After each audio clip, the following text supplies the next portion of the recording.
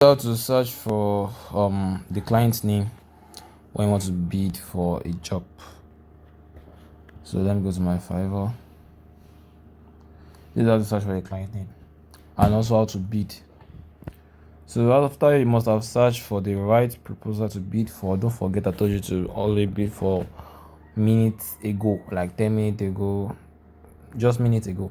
And make sure the budget, if it is a fixed budget like this, if it is a fixed budget like this, you can see. So if it's a fixed budget like this and it's less than $50, don't bid for it. Don't bid for it. And you must be checking the payment verification here. You can see payment verified only send it to those. If it's not payment verified, to bring it payment unverified, and it will not bring that blue and white mark. Okay, so another thing to check is so if it is fixed budget, don't bid for less than $50. But if it is hourly, you can see this is fixed, but this is hourly. You can see. So there are two types of payment option you can get for a project. It may be fixed or hourly. So that hourly depends. You can bid for any amount hourly. Even if it is $15, $5, something hourly, bid for it. It's still okay since you are getting paid per hour. It will still be much at the end of the day. So assuming I'm bidding for this, so you can see the number of connect that you need to use to send the proposal, right? But the number of connect that I have is only 4. So what happens is that I am not able to bid for this. But assuming I'm able to bid for this, assuming I have enough connect, I'll just come. You can see the number of proposals is 5. So remember, it must always be less than 5, 5 to 10, or 10 to 15, and the interviewing must be 0 as well. Keep on to that, keep on checking that. So if I'm to check something about the client name, this is where I will see that before I click on apply now, there will be something like about this client. You can say about this client, payment verified, blah blah blah. So this client doesn't have an history.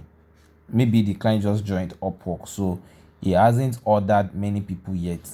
He hasn't give many projects yet on Upwork, so there will not be a specific history for him. And have in mind, it's their history. It's kind of like reviewing the job that you have done for the client. Maybe it will be like, okay, let me just search for one and see.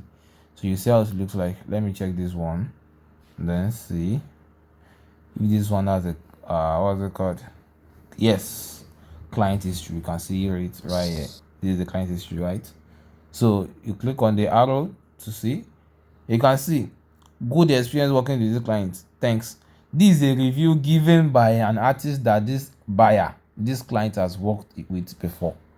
So it's among this review that one seller or two will mistakenly mention his name instead of good experience with this client. He might actually say good experience with Patrick if Patrick was his name. I hope you got it. It's a form of instinct. It's your instinct that will tell you, okay, he's talking about the client's name. So, but this one right here, you can see to freelancer, this is not the name. Oh, don't go put Abdullah. Abdullah is the name of the seller that did the job, the artist. You can see to freelancer, this is his own review to this freelancer. So let's see. Good experience and communication was amazing. This artist didn't mention his name as well. You can see this good experience working with this guy. No name mentioned. Thanks to work with me. No name mentioned. Very confident, close to the point. No name mentioned. So you click on more. You can see where I click, right? So let's see if a person actually mentioned his name. Okay, blah blah blah blah blah blah blah blah blah. So you click on more till you see his name. Okay. So let's see.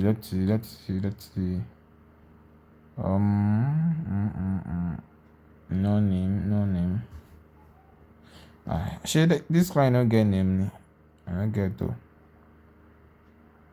I think this client doesn't have name, so let's keep it. None of those people that I've worked with have a name. They didn't mention his name. Sorry. Those people that he has worked with didn't have a name. Didn't mention his name. in their review. So let's check other person just to see the client's name. So client history, this one does not have much history yet. $0 spent, $0 spent, okay, $600 spent. Let me see. This one should have an history that will mention his name. Let's check. Yeah, you can see this review. I'm talking about the text. It was a pleasure to work with Yav. I recommend him to other freelancers. So with this, your instinct should tell you that his name is Yav. That's his name. Okay, so that's his own name. Assuming I'm about to bid for this job, I'll just put I Yav Abikilokoi. Then I'll bid for it. So let's even bid for a job and see how to really bid for job and about the connect and stuff. So this on.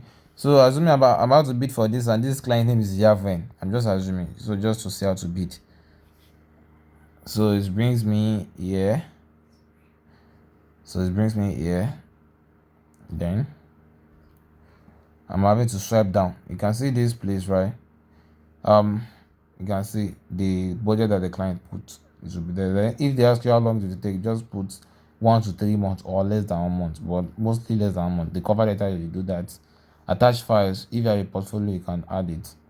So here you can see another thing about this place when you want to bid is that you use your connect to bid, right? That's right. So what you now notice here is that there have a number of people that have bid already for this post, for this job, and you see their number of connect they used to bid, and they will place them according to their number of connect. What I mean is that if one person have already bid for, like, maybe the job actually required 10 connect, and one person actually bid for 15 connect, you can set a bid here. If the job is maybe 4 connect and you want to bid for 15 connect to be in first position, you can just click on set a bid, then set how many connects you want to use. But how many connects you want to use will determine on how many people have already bid for it and the number of connects. If maybe the first place, as I come here, I see the first place use like maybe 6 connect, the second place use 5 connect, third place use 4, fourth place use 4 as well.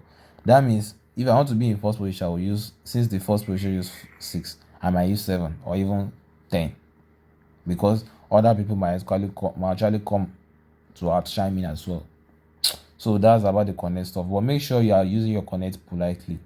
I'm not saying you should be using only the connect that the job required. You need to be boosting your connect. Boosting is like you should be in 1 to 4th. So, but be wise in your boosting. Don't just boost anyhow. If you see people that have already used, like some people, you see them use 50 connect on a job, and don't remember when you open Upwork, your maximum connect will be like maybe it's 50. So you now use 50 connect to outbid the other person. That's stupidity. So if you connect, if the first position has already used like 15 connect, don't bother outshining him. It can be second, third, or fourth. So that's it. So after I apply my cover letter, I just click send for connect. Then it will bring something like just give me an information, then I'll close that information, then it will go. And that's really it about it. Thank you. Don't forget to subscribe and like.